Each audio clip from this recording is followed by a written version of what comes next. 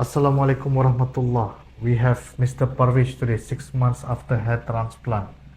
We ask him how is his experience after hair transplant with advanced hair transplant specialist.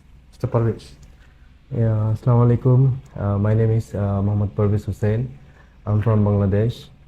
Actually, I was quite confused before I do my hair transplant, and then I search about it, so many places that how I can get my confidence back.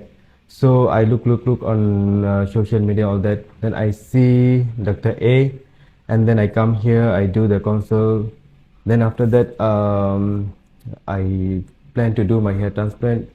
So first of all, I was like worried about do I have get that much here, and then uh, is it really will be work? So after 2 months, I feel like nothing is happening. So I was so worried about that. But after 4 months, 5 months, I feel like no, my confidence is coming back. So now I'm totally happy that I have that much here. Even not even 1 year, it's just only 6 months.